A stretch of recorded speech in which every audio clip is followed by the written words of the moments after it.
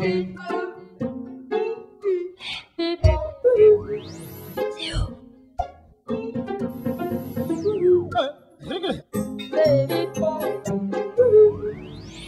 four à chaud de l'étang salé, il ne reste qu'un morceau, une tour réduite qui a toutefois une nouvelle vocation, celle de club de tennis municipal.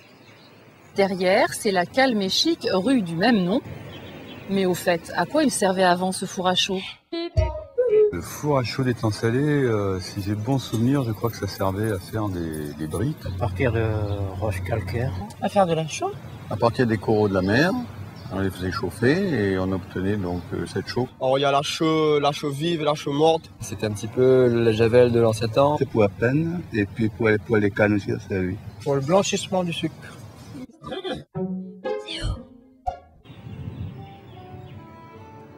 Ce four, dit Robin, construit en 1922, appartient à la dernière génération de fours à chaud. Car, dès le début de la colonisation, les maîtres maçons, dépêchés par la Compagnie des Indes, bâtirent avec de la chaux. Ancêtre du ciment, la chaux était obtenue par torréfaction des coraux morts dans de hauts fourneaux de pierre.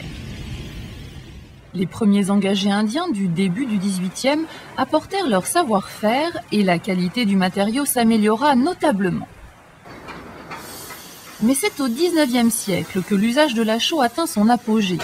L'industrie sucrière, qui en intégrait de grosses quantités à la fabrication du sucre, abandonna progressivement son monopole au profit d'authentiques artisans chauffourniers. Les usages de la chaux étaient variés. Désinfection des poulaillers, enduit pour les murs, engrais pour les champs et bien sûr, matériaux de construction.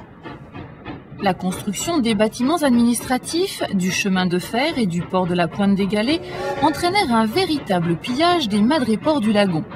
La vingtaine de fours à chaux se situaient en effet sur la côte ouest. Ouvriers et pêcheurs employaient la baramine et un radeau appelé zingade.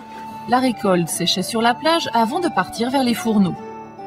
L'arrivée du ciment et un arrêté de 1969 interdisant la pêche du corail dans les lagons mit un terme définitif au travail des chauffourniers.